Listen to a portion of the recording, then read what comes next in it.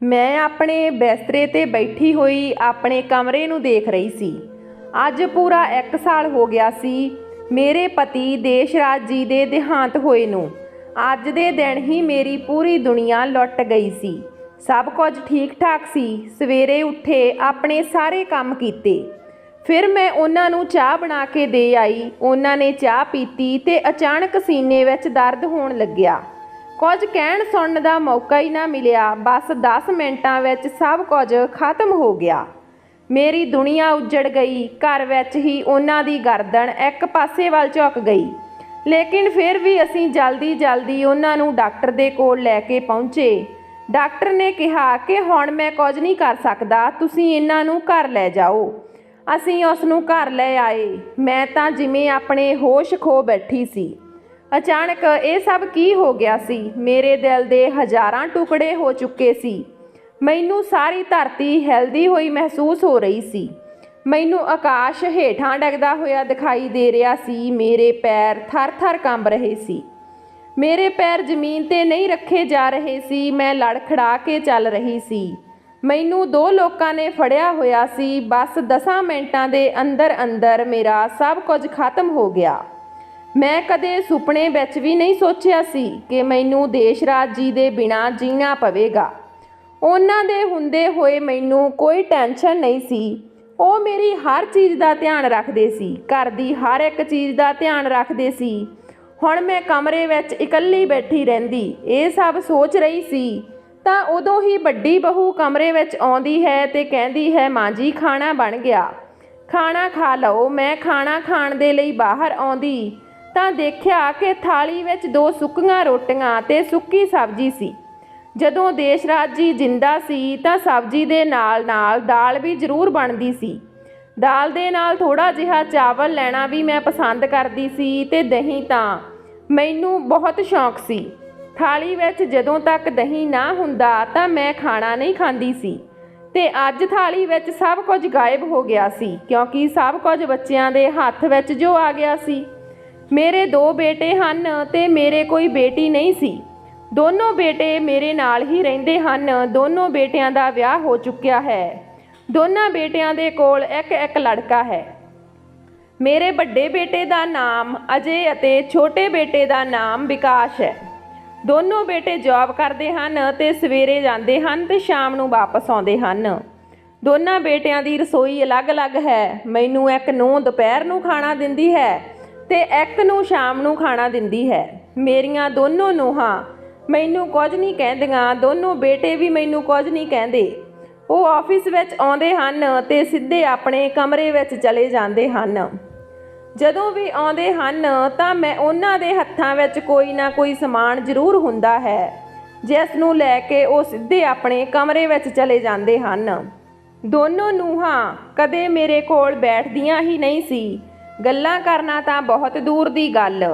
हमेशा अपने कमरे विच बड़ियां रहिंदियां ते फोन उपर लगियां रहिंदियां। जरूरत दे समय ही कमरे विचों बाहर आउंदियां।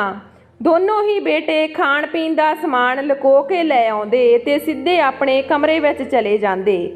मैं इस आस विच बैठी रहिंदी कि बेटे आउणगे ते मेरे कोल बैठ के 2 गल्लां करनगे, पर मेरी ये आस ही रह जांदी सी। दोनों बेटे अपनी मां ते एक दूजे तो लुको के खाना खांदे। ਉਹ ਦੋਨੋਂ ਇੱਕ ਦੂਜੇ ਨੂੰ ਨਹੀਂ ਦਿਖਾਉਣਾ ਚਾਹੁੰਦੇ ਸੀ ਕਿ ਕੀ ਖਾ ਪੀ ਰਹੇ ਹਨ। ਮਾਂ ਦੇ ਹਿੱਸੇ ਵਿੱਚ ਤਾਂ ਬਸ ਸੁੱਕੀਆਂ ਰੋਟੀਆਂ ਤੇ ਸਬਜ਼ੀ ਆਉਂਦੀ ਸੀ। ਜੇ ਮੇਰੇ ਬੇਟੇ ਅਤੇ ਨੂੰਹਾਂ ਮੈਨੂੰ ਕੁਝ ਕਹਿ ਦਿੰਦੇ ਤਾਂ ਮੈਨੂੰ ਦੁੱਖ ਨਾ ਹੁੰਦਾ, ਪਰ ਇਹ ਤਾਂ ਬਿਨਾਂ ਕੁਝ ਕਹੇ ਹੀ ਸਭ ਕੁਝ ਕਰਦੇ ਸੀ। ਜੋ ਉਹਨਾਂ ਨੂੰ ਕਰਨਾ ਹੁੰਦਾ ਸੀ ਉਹੀ ਗੱਲ ਸੀ ਕਿ ਕਹਿ ਕੇ ਤਾਂ ਆਦਮੀ ਫੜਿਆ ਜਾਂਦਾ, ਪਰ ਬਿਨਾਂ ਕਹੇ ਕਿਹੜਾ ਆਦਮੀ ਫੜਿਆ ਜਾਂਦਾ। मैं 2 सुक्कीਆਂ रोटियां ते सब्जी खा के अपने कमरे विच आ जांदी। पता नहीं क्यों अज मैनू बहुत रोना आ रहा सी। बच्चे कुछ कहंदे भी नहीं सी ते कर भी सब कुछ रहे सी। सुन के लड़ाई झगड़ा हो जावे तां आदमी अपने मन की भड़ास कढ लैंदा है, पर इत्थे तां जदों तक कोई कुछ कहंदा ही नहीं तां फिर मैं किसे नूं की कहां। मैं इन्हां नूं किवें समझावां कि ये की कर रहे हन। ਇਹ ਜੋ ਕੁਝ ਵੀ ਹੋ ਰਿਹਾ ਸੀ ਉਹ ਆਦਮੀ ਸਿਰਫ ਮਹਿਸੂਸ ਕਰ ਸਕਦਾ ਸੀ, ਕਿਸੇ ਨੂੰ ਦੱਸ ਨਹੀਂ ਸਕਦਾ ਸੀ। ਦੋਨਾਂ ਦੇ ਕਮਰਿਆਂ ਦੇ ਬਾਹਰ ਫਲਾਂ ਅਤੇ ਮੇਵਿਆਂ ਦੇ ਛਿਲਕੇ ਪਏ ਹੁੰਦੇ ਤਾਂ ਦੇਖ ਕੇ ਬੜਾ ਅਫਸੋਸ ਹੁੰਦਾ ਕਿ ਸਭ ਕੁਝ ਖਾਇਆ ਜਾਂਦਾ, ਪਰ ਮੇਰੇ ਤੋਂ ਲੁਕੋ ਕੇ। ਜੇ ਮੇਰੇ ਸਾਹਮਣੇ ਵੀ ਖਾ ਲੈਣਗੇ ਤਾਂ ਮੈਂ ਕਿਹੜਾ ਮਨਾ ਕਰਨ ਲੱਗੀ ਆ ਜਾਂ ਮੰਗਣ ਲੱਗੀ ਆ। ਅੱਜ ਮੈਨੂੰ ਦੇਸ਼ ਰਾਜ ਜੀ ਦੀ ਬਹੁਤ ਯਾਦ ਆ ਰਹੀ ਸੀ। ਮੈਂ ਉਹਨਾਂ ਦੀ ਅਲਮਾਰੀ ਖੋਲ੍ਹੀ ਤੇ ਸਾਰੀਆਂ ਚੀਜ਼ਾਂ ਵੇਖਣ ਲੱਗੀ, ਉਹਨਾਂ ਦੇ ਕੱਪੜੇ, ਉਹਨਾਂ ਦਾ ਚਸ਼ਮਾ ਤੇ ਫੋਟੋਆਂ। ਉਦੋਂ ਹੀ ਮੇਰੀ ਨਜ਼ਰ ਅਲਮਾਰੀ ਦੇ ਇੱਕ ਫਾਈਲ ਉੱਤੇ ਪਈ। ਉਹ ਦੇਸ਼ ਰਾਜ ਜੀ ਦੀ ਪਰਸਨਲ ਫਾਈਲ ਸੀ। ਇਸ ਫਾਈਲ ਨੂੰ ਉਹ ਕਿਸੇ ਨੂੰ ਹੱਥ ਨਹੀਂ ਲਾਉਣ ਦਿਆ ਕਰਦੇ ਸੀ। ਮੈਂ ਉਸ ਨੂੰ ਚੁੱਕ ਕੇ ਆਪਣੇ ਸੀਨੇ ਨਾਲ ਲਾਉਂਦੀ ਹਾਂ ਤੇ ਖੂਬ ਰੋਂਦੀ ਹਾਂ ਕਿ ਜੇ ਤੁਸੀਂ ਹੁੰਦੇ ਤਾਂ ਮੈਨੂੰ ਇਹ ਫਾਈਲ ਨੂੰ ਵੀ ਹੱਥ ਨਹੀਂ ਲਾਉਣ ਦਿੰਦੇ। ਅੱਜ ਮੈਂ ਤੁਹਾਡੀਆਂ ਸਾਰੀਆਂ ਚੀਜ਼ਾਂ ਨੂੰ ਕਿਵੇਂ ਛੋਹ ਰਹੀ ਹਾਂ। ਅੱਜ ਮੈਨੂੰ ਕੋਈ ਰੋਕਣ ਵਾਲਾ ਨਹੀਂ। ਇਹ ਕਹਿ ਕੇ ਮੈਂ ਫਿਰ ਰੋਣ ਲੱਗਦੀ। ਰੋਂਦੀ ਰੋਂਦੀ ਨੇ ਫਾਈਲ ਖੋਲ੍ਹ ਕੇ ਦੇਖੀ ਤਾਂ ਫਾਈਲ ਦੇ ਅੰਦਰ ਕੁਝ ਪੇਪਰ ਸੀ ਅਤੇ ਇੱਕ ਲਿਫਾਫਾ ਸੀ। ਉਸ ਵਿੱਚ ਲਿਫਾਫੇ ਵਿੱਚ ਇੱਕ ਪੱਤਰ ਸੀ। ਪੱਤਰ ਖੋਲ੍ਹ ਕੇ ਪੜ੍ਹਨ ਲੱਗੀ ਤਾਂ ਪੱਤਰ ਵਿੱਚ ਲਿਖਿਆ ਸੀ, ਪਿਆਰੀ ਬਿਮਲਾ, ਜੇ ਤੂੰ ਇਹ ਪੱਤਰ ਪੜ੍ਹ ਰਹੀ ਆ ਤਾਂ ਇਸ ਦਾ ਮਤਲਬ ਕਿ ਮੈਂ ਇਸ ਦੁਨੀਆ ਵਿੱਚ ਨਹੀਂ। ਇਹ ਪੱਤਰ ਇੱਕ ਕਾਗਜ਼ ਦਾ ਟੁਕੜਾ ਹੈ, ਪਰ ਇਸ ਵਿੱਚ ਸਾਡੇ ਦੋਹਾਂ ਦੀ ਜ਼ਿੰਦਗੀ ਦੇ ਬਹੁਤ ਹਸੀਨ ਪਲ ਹਨ ਜੋ ਕੁਝ ਲਫ਼ਜ਼ਾਂ ਵਿੱਚ ਬਿਆਨ ਨਹੀਂ ਕੀਤੇ ਜਾ ਸਕਦੇ। ਇਹ ਕਾਗਜ਼ ਦਾ ਟੁਕੜਾ ਮੇਰੇ ਦਿਲ ਦਾ ਉਹ ਆਇਨਾ ਹੈ ਕਿ ਜਦੋਂ ਤੂੰ ਇਸ ਨੂੰ ਪੜ੍ਹੇਂਗੀ ਤਾਂ ਤੇਰੀ ਜ਼ਿੰਦਗੀ ਦੇ ਸੁਨਹਿਰੀ ਪਲ ਨਜ਼ਰ ਆਉਣਗੇ। ਬਿਮਲਾ, ਮੈਂ ਤੈਨੂੰ ਬਹੁਤ ਪਿਆਰ ਕਰਦਾ ਹਾਂ। ਜ਼ਿੰਦਗੀ ਦੇ ਇਸ ਸਫ਼ਰ ਵਿੱਚ ਤੂੰ ਮੇਰਾ ਬਹੁਤ ਸਾਥ ਦਿੱਤਾ, ਮੈਨੂੰ ਪਿਆਰ ਦਿੱਤਾ, ਮੇਰੇ ਘਰ ਨੂੰ ਸੰਭਾਲਿਆ, ਮੇਰੇ ਬੱਚਿਆਂ ਨੂੰ ਸੰਭਾਲਿਆ। ਤੂੰ ਆਪਣਾ ਸਾਰਾ ਜੀਵਨ ਮੇਰੇ ਨਾਮ ਕਰ ਦਿੱਤਾ। ਤੂੰ ਹਰ ਦੁੱਖ ਸੁੱਖ ਵਿੱਚ ਮੇਰਾ ਸਾਥ ਦਿੱਤਾ, ਕਦੇ ਮੈਨੂੰ ਪਰੇਸ਼ਾਨ ਨਹੀਂ ਕੀਤਾ। ਹਮੇਸ਼ਾ ਮੇਰਾ ਕਿਹਾ ਮੰਨਿਆ ਤੇ ਇੱਕ ਚੰਗੀ ਪਤਨੀ ਅਤੇ ਚੰਗੀ ਬਹੂ ਬਣ ਕੇ ਦਿਖਾਇਆ, ਚੰਗੀ ਮਾਂ ਬਣ ਕੇ ਦਿਖਾਇਆ। ਜੋ ਤੂੰ ਮੇਰੇ ਲਈ ਅਤੇ ਮੇਰੇ ਬੱਚਿਆਂ ਦੇ ਲਈ ਕੀਤਾ, ਜੇ ਮੈਂ ਤੈਨੂੰ ਆਪਣਾ ਸਭ ਕੁਝ ਦੇ ਦੇਵਾਂ ਤਾਂ ਵੀ ਮੈਂ ਤੇਰਾ ਕਰਜ਼ ਨਹੀਂ ਉਤਾਰ ਸਕਦਾ। ਇਸ ਲਈ ਜਾਂਦੇ ਜਾਂਦੇ ਆਪਣੇ ਦਿਲ ਦਾ ਛੋਟਾ ਜਿਹਾ ਟੁਕੜਾ ਤੈਨੂੰ ਦੇਣ ਜਾ ਰਿਹਾ ਬਿਮਲਾ। ਅੱਜ ਕੱਲ੍ਹ ਜੋ ਸਮਾਂ ਚੱਲ ਰਿਹਾ, ਇਸ ਵਿੱਚ ਆਪਣੇ ਬੱਚਿਆਂ ਤੋਂ ਉਮੀਦ ਰੱਖਣਾ ਆਪਣੇ ਆਪ ਨੂੰ ਧੋਖਾ ਦੇਣ ਦੇ ਸਮਾਨ ਹੈ। ਹੋ ਸਕਦਾ ਹੈ ਮੇਰੇ ਜਾਣ ਦੇ ਬਾਅਦ ਬੱਚੇ ਤੇਰਾ ਧਿਆਨ ਰੱਖਣ, ਪਰ ਜੇ ਉਹਨਾਂ ਨੇ ਅਜਿਹਾ ਨਾ ਕੀਤਾ ਤਾਂ ਤੇਰਾ ਕੀ ਹੋਵੇਗਾ। ਇਸ ਲਈ ਬੱਚਿਆਂ ਨੂੰ ਸਾਰੀਆਂ ਗੱਲਾਂ ਜ਼ਰੂਰੀ ਨਹੀਂ ਦੱਸਣੀਆਂ। ਪਿੰਡ ਵਿੱਚ ਆਪਣੀ ਜ਼ਮੀਨ ਸੀ ਜਿਸ ਦੇ ਬਾਰੇ ਵਿੱਚ ਬੱਚਿਆਂ ਨੂੰ ਨਹੀਂ ਪਤਾ ਸੀ। ਉਹ ਜ਼ਮੀਨ ਮੈਂ ਤੇਰੇ ਨਾਮ ਕਰਵਾ ਦਿੱਤੀ। ਉਸ ਦੇ ਪੇਪਰ ਇਸ ਪੱਤਰ ਦੇ ਨਾਲ ਮਿਲ ਜਾਣਗੇ। ਮੇਰੇ ਜਾਣ ਦੇ ਬਾਅਦ ਜੇ ਬੱਚੇ ਤੇਰੇ ਚੰਗੀ ਤਰ੍ਹਾਂ ਧਿਆਨ ਰੱਖਣਗੇ ਤਾਂ ਉਹ ਜ਼ਮੀਨ ਬੱਚਿਆਂ ਨੂੰ ਦੇ ਦੇਵੀਂ, ਅਤੇ ਜੇ ਬੱਚਿਆਂ ਨੇ ਤੇਰਾ ਧਿਆਨ ਨਾ ਰੱਖਿਆ ਤਾਂ ਉਹ ਜ਼ਮੀਨ ਨੂੰ ਬੱਚਿਆਂ ਨੂੰ ਨਾ ਦੇਈਂ। ਉਸ ਜ਼ਮੀਨ ਨੂੰ ਵੇਚ ਕੇ ਤੂੰ ਆਪਣਾ ਖਰਚ ਆਰਾਮ ਨਾਲ ਚਲਾ ਸਕਦੀ ਆਂ।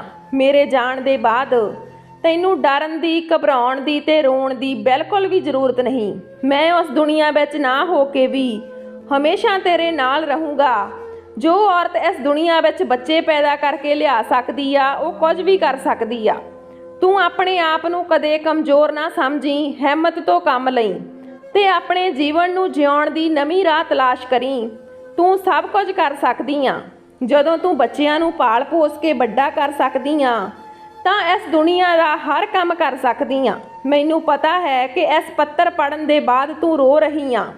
ਰੋਣਾ ਨਹੀਂ, ਆਪਣੇ ਹੰਝੂ ਪੂੰਝ ਅਤੇ ਜੋ ਹਿੰਮਤ ਮੇਰੇ ਜਾਣ ਤੋਂ ਬਾਅਦ ਚਲਿਆ ਗਿਆ ਸੀ, ਉਹ ਹਿੰਮਤ ਨੂੰ ਵਾਪਸ ਲੈ ਕੇ ਆ।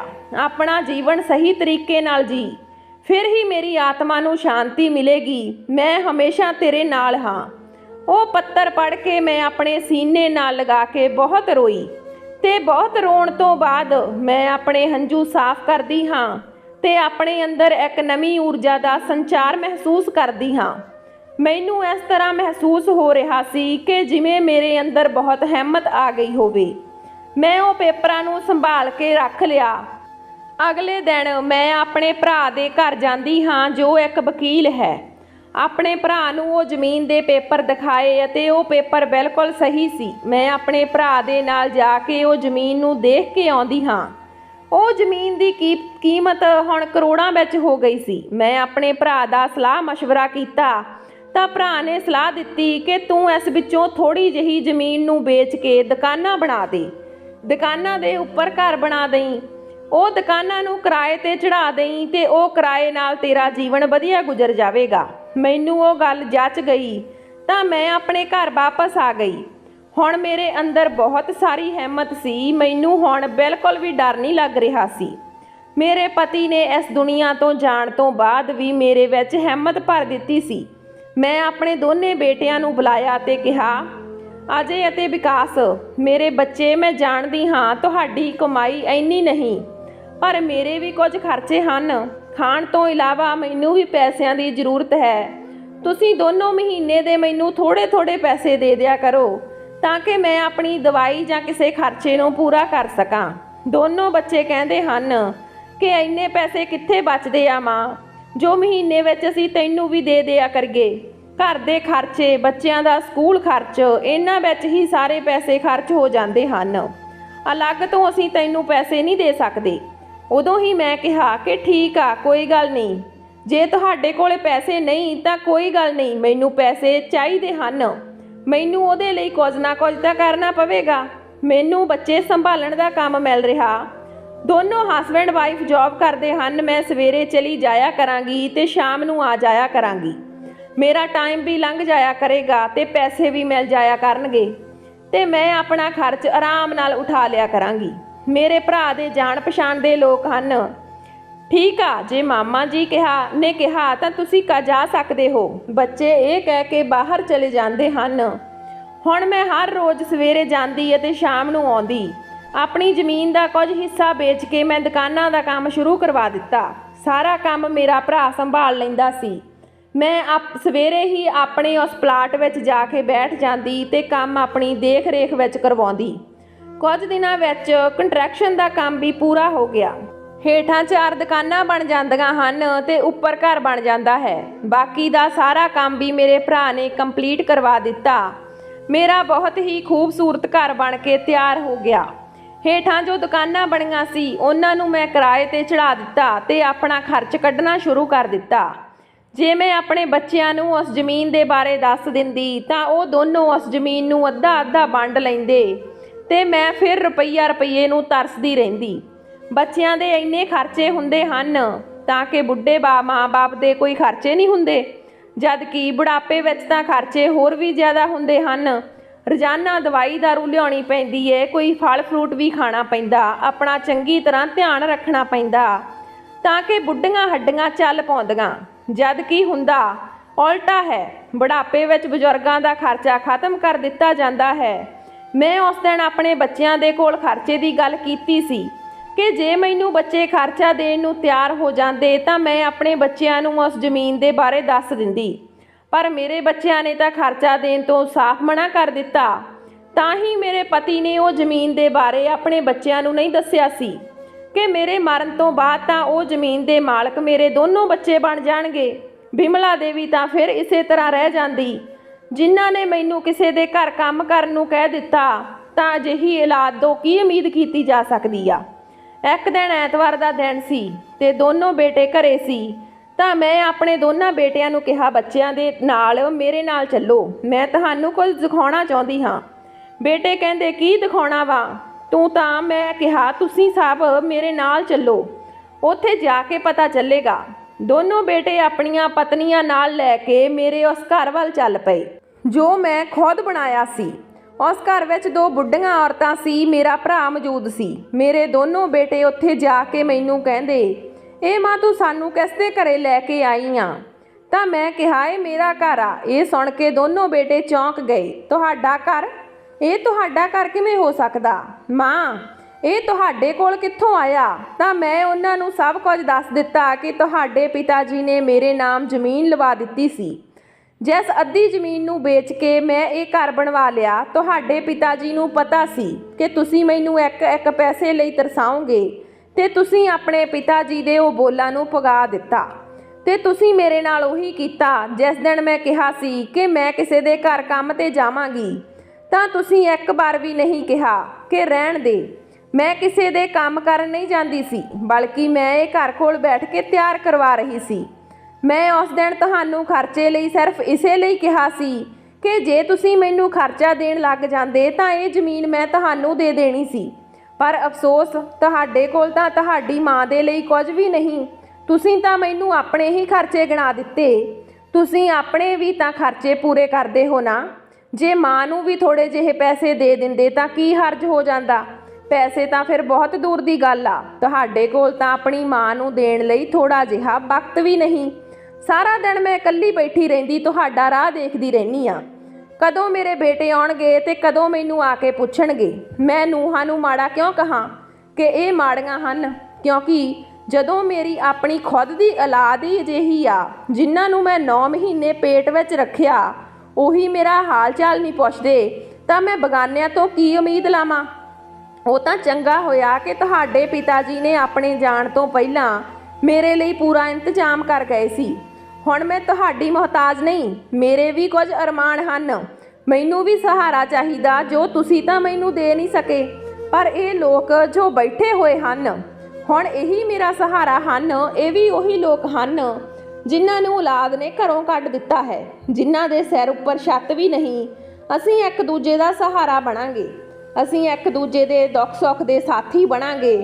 ਇਸ ਲਈ ਮੈਂ ਫੈਸਲਾ ਕੀਤਾ ਕਿ ਮੇਰੇ ਘਰ ਵਿੱਚ ਮੇਰੇ ਵਰਗੇ ਲੋਕ ਹੀ ਰਹਿਣਗੇ ਜੋ ਔਲਾਦ ਦੇ ਹੁੰਦੇ ਹੋਏ ਵੀ ਇਕੱਲੇ ਹਨ, ਅਤੇ ਇਸ ਘਰ ਦੇ ਦਰਵਾਜ਼ੇ ਉਹਨਾਂ ਲੋਕਾਂ ਲਈ ਹਮੇਸ਼ਾ ਖੁੱਲ੍ਹੇ ਰਹਿੰਦੇ ਹਨ ਜੋ ਔਲਾਦ ਦੇ ਸਤਾਏ ਹੋਏ ਹਨ।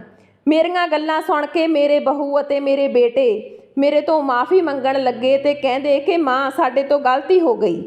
ਅਸੀਂ ਆਪਣੀ ਜ਼ਿੰਦਗੀ ਵਿੱਚ ਇੰਨੇ ਵਿਅਸਤ ਹੋ ਚੁੱਕੇ ਹਾਂ ਕਿ ਭੁੱਲ ਹੀ ਗਏ ਕਿ ਸਾਡੀ ਇੱਕ ਮਾਂ ਵੀ ਸੀ ਜਿਸ ਨੇ ਸਾਨੂੰ ਜੀਵਨ ਦਿੱਤਾ ਹੈ, ਤੇ ਉਹ ਮੈਨੂੰ ਆਪਣੇ ਨਾਲ ਰੱਖਣ ਦੀ ਜ਼ਿੱਦ ਕਰਨ ਲੱਗੇ। ਪਰ ਮੈਂ ਕਿਹਾ ਕਿ ਮੇਰੇ ਬੱਚੇ, ਮੈਨੂੰ ਤੁਹਾਡੇ ਤੋਂ ਕੋਈ ਸ਼ਿਕਾਇਤ ਨਹੀਂ ਹੈ। ਮੈਂ ਤੁਹਾਨੂੰ ਮਾफ़ ਕਰ ਦਿੱਤਾ। ਤੁਸੀਂ ਆਪਣੇ ਪਰਿਵਾਰ ਵਿੱਚ ਖੁਸ਼ ਰਹੋ ਤੇ ਮੈਂ ਆਪਣੇ ਪਰਿਵਾਰ ਵਿੱਚ। ਮੇਰਾ ਸੰਸਾਰ ਹੁਣ ਇਹੀ ਆ। ਮੇਰੇ ਜਿੰਨੇ ਵੀ ਸਾਹ ਬਚੇ ਹਨ ਮੈਂ ਇਹਨਾਂ ਲੋਕਾਂ ਵਿੱਚ ਲੰਘਾਉਣਾ ਚਾਹੁੰਦੀ ਹਾਂ। ਉੱਥੇ ਬੈਠੇ ਮੇਰੇ ਭਰਾ ਨੇ ਕਿਹਾ ਕਿ ਮੈਂ ਆਪਣੀ ਭੈਣ ਦੇ ਹਰ ਫੈਸਲੇ ਦਾ ਸਨਮਾਨ ਕਰਦਾ ਹਾਂ। ਮੇਰੀ ਭੈਣ ਨੇ ਜੋ ਕੀਤਾ ਹੈ ਉਹ ਕਾਬਲੇ ਤਾਰੀਫ ਹੈ।